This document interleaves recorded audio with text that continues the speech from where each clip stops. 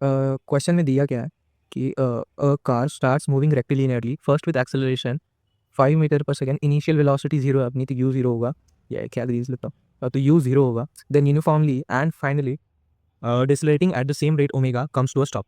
The total time of motion equals to 25 seconds. The average velocity during that time is equal to 72 kilometre per hour. How long does the car move?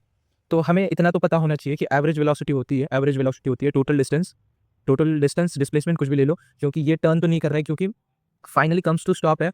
मतलब पूरी journey में वो एक बार भी रुका नहीं है, तो total distance total displace turn नहीं हुआ है, तो total distance total displacement same होगा। और रेक्टिलिनियरली मूव करा है, मतलब ऐसे, मतलब 180 डिग्री तो टर्न हुआ ही नहीं है, बाकी कुछ एंगल पे भी टर्न नहीं हुआ है, total distance upon total time.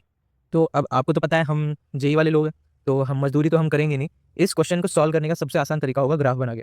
तो हम करते हैं वीटी ग्राफ से शुरुआत। इनिशियली वेलोसिटी 0 है, तो फिर एक कुछ ऐसा ग्राफ बनेगा, क्योंकि कार स्टार्ट्स मूविंग रेक्टिलिनियरली, एक्सेलरेशन 5 से, तो इसका एक्सेलरेशन आएगा 1।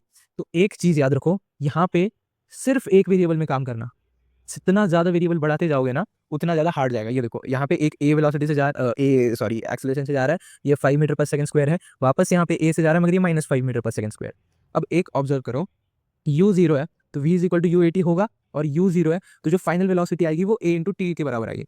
तो ये हमने मान लिया कि टी टाइम है, तो फिर ये जो वेलोसिटी आएगी वो कितनी आएगी, 5t आएगी। समझ रही है, ये जो हाईएस्ट वेलोसिटी आएगी 5t आएगी। फिर आगे क्या दिया है, turn uniformly and finally decelerating at the same rate omega and comes to stop. अब एक फील लेना पड़ेगा तुम लोगों को कि अगर ये मतलब एक फिक्स एक्सेलरेशन से जा रहा है, तो जीरो से एक पर्टिकुलर वेलोसिटी अचीव करने में जितना टाइम लगेगा ना, उतने ही एक्सेलरेशन से अगर वो डिसलेट होने लगा, तो उस वेलोसिटी से जीरो तक आने तक सेम टाइम लगेगा। मतलब मैं क्या कहना चाह रहा हूँ कि ये जो इस पॉइंट जीरो से ये 5t वेलोसिटी इसने अचीव करी, इसके लिए इसको यहाँ पे टी टाइम लगाया ना, तो यही सेम टी टाइम इसको लगेगा 5t से जीरो तक आने तक। अब हमें क्वेश्चन में दे रखा है कि ये टोटल 25 सेकंड्स चला है, तो ये वाला इंटरवल कितना होगा, समझ रहे हो, 25 माइनस टी। तो अब अपने पास तो आ गया, ये इस ग्राफ का एरिया होगा, टोटल डिस्टेंस डिस्प्लेसमेंट, मैंने समझाया, दोनों बोल सकते हो।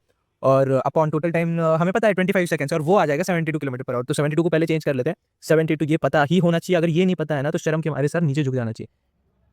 72 किलोमीटर पर आवर को अगर 5/18 से मल्टीप्लाई कर रहे हो, तो 18 मतलब 18 कितना होता है, फोर्जा होता है ना, 18 फोर्जा, हाँ ठीक है। तो ये आ रहा है 20 मीटर पर सेकंड। अगर शर्म नहीं झुक रहा है तो मैं बता देता हूँ, एक एक्स स्पीड है किलोमीटर पर आवर्स में, उसको अगर 5/18 से मल्टीप्लाई करोगे तो वो मीटर पर सेकंड में चेंज हो जाएगा। और एक एक्स स्पीड है मीटर पर सेकंड में, उसको 18/5 से मल्टीप्लाई कर दोगे तो वो किलोमीटर पर आवर में चेंज हो जाएगा। ये मतलब एक इंपॉर्टेंट चीज़ है, याद रखना, पता ही होनी चाहिए। फिर अब हम एरिया निकालते हैं, ये बेस कितना है टी, ये हाइट कितनी है 5t, तो इस चीज़ का एरिया आएगा half T into 5t plus, अब ये कितना होगा, ये तो 25, क्या कर रहा हूँ, 25 माइनस टी इंटू 5t, तो ये हो जाएगा 25 माइनस 2t इंटू 5t, ये इसे ब्रैकेट कर लेते हैं, प्लस प्लस ये कितना होगा, ये वापस से t है, और ये 5t है, तो half into T into 5t।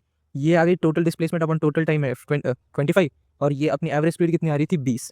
तो इसको सॉल्व कीजिए, ये आ जाएगा 5t स्क्वायर, यहाँ से मतलब इसको और इसको ऐड करने से 5t स्क्वायर आ जाएगा, plus 25 into 5t minus 10t square is equal to 20 into 25। तो ये क्वाड्रेटिक बन गई, 5t square minus 25 into 5t plus 20 into 25 is equal to 0, 5 cancel हो रहा है सब जगह से, तो T square minus 25t plus कितना होता है 100 इज इक्वल टू 0। तो टी स्क्वायर माइनस, तो यहाँ से साफ साफ दिख भी रहा है, t माइनस 20 एक फैक्टर आएगा, t माइनस 5 एक फैक्टर आएगा, तो t हो सकता है 5 या 20।